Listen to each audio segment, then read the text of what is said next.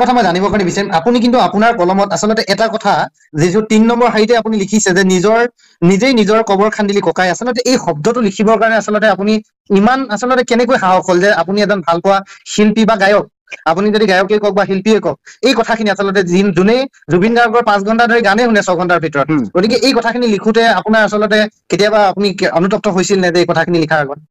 এতিয়া চাওক এটা কথা এনেকুৱা নহয় যাক আপুনি ভাল পায় মনে প্ৰাণে তেখেতে কৰা ভুলটোক আপুনি আঙুলি দিবৰ কাৰণে আপুনি সদায় প্ৰস্তুত থাকিব সেই লাইনটোৰ পৰা জুবিন গাৰ্গ ডাঙৰীয়া জনাটো দৰকাৰ যে আপুনি অত্যাধিক তেখেতে মদ্যপান কৰিলে অত্যাধিক এনেকুৱা ধৰণৰ মানুহৰ যদি কটু সমালোচনা তেওঁ যদি সদায় পাত্ৰ হৈ থাকে ৰাইজৰ যদি আশীৰ্বাদ হেৰুৱায় যদি হাও ৰাইজৰ পৰা খাবলগীয়া হয় সেইজন মানুহটো কেতিয়া কোনো কাৰণত তেওঁ সুস্থিৰে জীয়াই থাকিব নোৱাৰে গতিকে এজন ব্যক্তিয়ে বেয়া চাইডে ধাৱমান হৈছে সেই বিষয়টোক আমি বিচাৰিছো কি জুবিন গাৰ্গ ডাঙৰীয়া নিজে বুজক জুবিন গাৰ্গ ডাঙৰীয়া নিজে নিজক মানে আজি চিনিবলৈ শিকক যে আমি অসমৰ এটা ধ্ৰুৱতৰা অসমৰ এটা সত্তা য'ত জুবিন গাৰ্গ ডাঙৰীয়া এষাৰ কথা ক'লে বেদবাক্য নিচিনাকে গোটেই পৃথিৱীত বিয়পি পৰে তেখেতক লাখ লাখ আপোনাৰ কি কয় যুৱ প্ৰজন্ম অনুৰাগী আছে যুৱ প্ৰজন্মই কি বিচাৰে তেওঁ যদি কাইলৈ যদি কৈ দিয়ে বোলে ডেকাসকল যদি কেতিয়া কোনো কাৰণত এনেকুৱা বেয়া পথ নলবি তহঁতে এনেকুৱা ভুল নকৰিবি মদ পানী নাখাবি মই বিচাৰো 100% বদলি নহ'ব পাৰে 10% হ'লে বদলি হৈ যাব জুবিন গাৰ্গ ডাঙৰীয়াক মানে পাগলৰ দৰে ভাল পায় কাৰণে মই বিচাৰিছো গতিকে আজি জুবিন গাৰ্গ ডাঙৰীয়া কাইলৈ ধ্বংস হৈ যায় মানে আমাৰ মোৰ লোকচান নহয় জানো সকলোৰে লোকচান গতিকে যিজন জুবিন গাৰ্গে আপোনাৰ ৰাষ্ট্ৰীয় পৰ্যায়ত বা আন্তঃৰাষ্ট্ৰীয় পৰ্যায়ত খলকনিত মানে সৃষ্টি কৰি থৈছে সেইজন জুবিন গাৰ্গ সদায় সুস্থ হৈ থাকক সদায় ভালদৰে থাকক যেতিয়া জুবিন গাৰ্গ ডাঙৰীয়া আপোনাৰ হেৰিয়ত কি কয় অসুস্থ হৈছিলে যেতিয়া তেওঁ চিকিৎসালয়ত ভৰ্তি হৈছিলে তেখেতৰ কাৰণে লাখ লাখ কোটি কোটি অনুৰাগীয়ে প্ৰাৰ্থনা কৰিছে তেখেত সোনকালে সুস্থ হওক আমি বিচাৰো নেকি কেতিয়াবা কিবা কাৰণত জুবিন গাৰ্গ ডাঙৰীয়া আমাৰ মাজৰ পৰা হেৰাই গুচি যাওক ৰাজীৱ শদিয়া ডাঙৰীয়া ইতিমধ্যে গুচি যোৱাৰ কাৰণে আমাৰ বৃহৎ ক্ষতি জাতীয় জীৱনৰ কাৰণে সাংঘাতিক ক্ষতি বিশেষকৈ বিলাসিতা অসমে ৰাজীৱ শদিয়া ডাঙৰীয়াক উলিয়াই আনিছিলে যিখিনি ইতিমধ্যে তেওঁ প্ৰতিভা যিখিনি বিভিন্ন ধৰণৰ অনুষ্ঠান বিলাসিতা অসমৰ প্ৰত্যেকটো অনুষ্ঠানত আমি তেখেতক সুবিধা দিছিলো কাৰণ আমি এটা কাৰণে বিচাৰিছিলো যে এই জাতি মাটিৰ কাৰণে গান গোৱা এনেকুৱা এজন আকৌ বীৰ পুৰুষ এনেকুৱা এজন আকৌ ত্যাগী শিল্পী জন্ম হোৱাটো এটা সাংঘাতিক এটা বিশেষ বিষয় কাৰণ এতিয়া আকৌ দ্বিতীয়জন ৰাজীৱ শদিয়া যে জন্ম হ'ব সেইটো কথা কিন্তু আমি মানে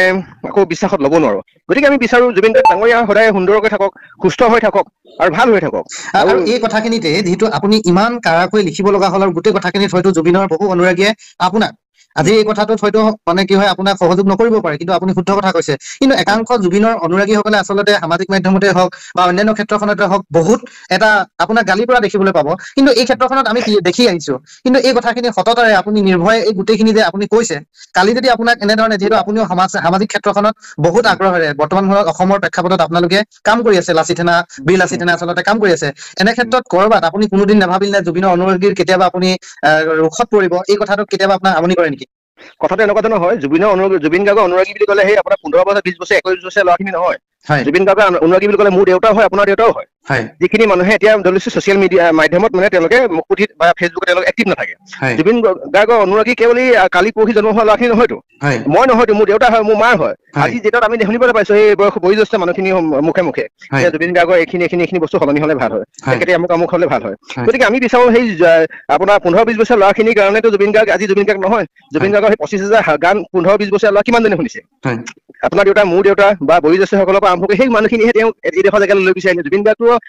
গাৰ্গৰ চিনাকিটো এই বিগত 10 বছৰ নহয় জুবিন গাৰ্গৰ চিনাকি সেই আপোনাৰ 30-35 বছৰৰ পৰা তেখেতৰ এখন প্লেটফৰ্ম আছে অসমৰ ধ্ৰুৱতৰা হিচাপে হয়নে হাতথ্ৰব হিচাপে গতিকে আমি বিচাৰিছো জুবিন গাৰ্গ ডাঙৰীয়াক এই যুৱ প্ৰজন্মই দৰকাৰ হলে আপুনি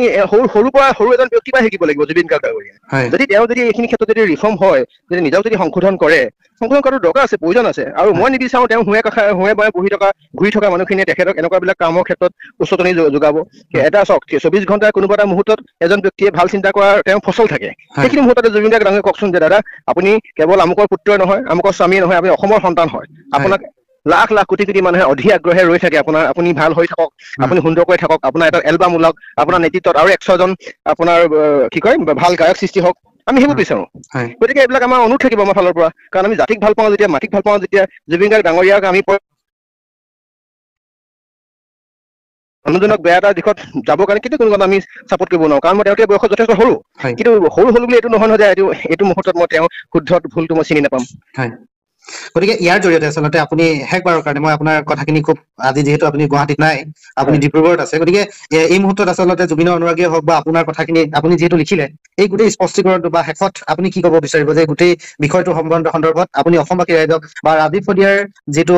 মৃত্যু হ'ল তেখেতৰ আত্মাৰ যাতে চিৰশান্তি পাওক যাতে বিতৰ্ক নহওক এই ক্ষেত্ৰখনত আপুনি শেষবাৰৰ কাৰণে অসমবাসী ৰাইজক আমাৰ কথোপকথনৰ জৰিয়তে কি বাৰ্তা প্ৰেৰণ কৰিব এটা ক'ব বিচাৰিম জাতীয় জীৱনৰ কাৰণে গান গোৱা যিকোনো ত্যাগ থকা শিল্পীক আমাৰ অসমীয়া সমাজে আদৰি ল'ব লাগে আৰু জুবিন গাৰ্গ ডাঙৰীয়াক সকলোৱে এইটো মনৰ পৰা ভগৱন্তৰ ওচৰত শ্ৰীচৰণত প্ৰাৰ্থনা কৰিব লাগে তেখেতে যাতে সুস্থ হৈ থাকে, তেখেতে যাতে এনেকুৱা ধৰণৰ মানে বিসংগতিপূৰ্ণ একো পৰিস্থিতিৰ সৃষ্টি হ'ব নালাগে। আৰু আমি বিচাৰোঁ জুবিন গাৰ্গৰ যি ত্যাগ, যি ৰাইজৰ কাৰণে থকা তেওঁ যি বলিষ্ঠ কণ্ঠ, সেই কণ্ঠ সদায় একেই থাকক, কেতিয়া কোনো কাৰণত জুবিন গাৰ্গৰ কণ্ঠ পৰি নাযাওক। আহি থকা দিনত জুবিন গাৰ্গ ডাঙৰীয়া ভাগৰ স্বাস্থ্য আমি সুস্বাস্থ্য কামনা কৰিলো আৰু এইটো বিচাৰো যে যুৱ প্ৰজন্মটো বাৰে বাৰে কম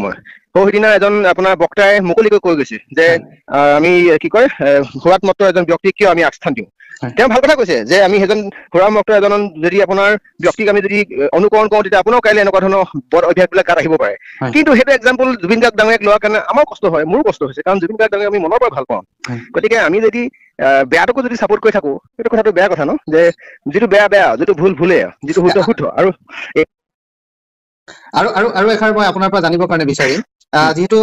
এটা সামাজিক মাধ্যমত আচলতে প্ৰতিটো বিষয়ে আজিকালি খুব এটা ছচিয়েল মিডিয়া হোৱাৰ পিছৰ পৰা নিজৰ মতামতখিনি খুব ক্ষিপ্ৰতাৰে আচলতে বুজাই দিব পাৰে। এটা কথা চৰ্চা চলিছে যে জুবিন গাৰ্গক উজনিত বয়কট কৰিব লাগে, এই কথাখিনিত আপুনি কি ক'ব বিচাৰে? নাই এইবিলাক উজনি নামনি বয়কট কৰিবলৈ কিবা কৰিবলৈ এইবোৰ কোনো কথা নাথাকে, আৰু সেইবিলাক হ'ল মানে নেতিবাচক চিন্তা চেতনাই মানে উদ্বুদ্ধ ব্যক্তি। ইয়াত উজনি নামনি কোনো কথা নাই, ইয়াত ডাঙৰ শিল্পী সৰু শিল্পী কোনো কথা নাই, শিল্পী শিল্পীয়ে হয়। শিল্পী আৰু গণশিল্পীৰ মাজত পাৰ্থক্য আছে, গায়কৰ মাজত পাৰ্থক্য আছে। জুবিন গাৰ্গ ডাঙৰীয়া আজি যদি তেওঁ ধৰিছো বোলে যিটো খাপত আছে তাতকে আৰু এখা ওপৰলৈ যাওক, ৰাইজে আৰু মৰম দিয়ক। ইয়াত উজনি নামনি কোনো পলিটিক্স কৰিব লগা দৰকাৰ নাই, আৰু জীৱনটো দুদিনীয়া হয়। এই থকা দিনকেইটাত এটলিষ্ট ভালকে ৰাইজৰ কাৰণে নিশ্চিতভাৱে কিছু কথাটো এনেকুৱা ধৰণৰ হয়। আমি বিচাৰিছিলো এইটো মুহূৰ্তত জুবিন গাৰ্গ ডাঙৰীয়াই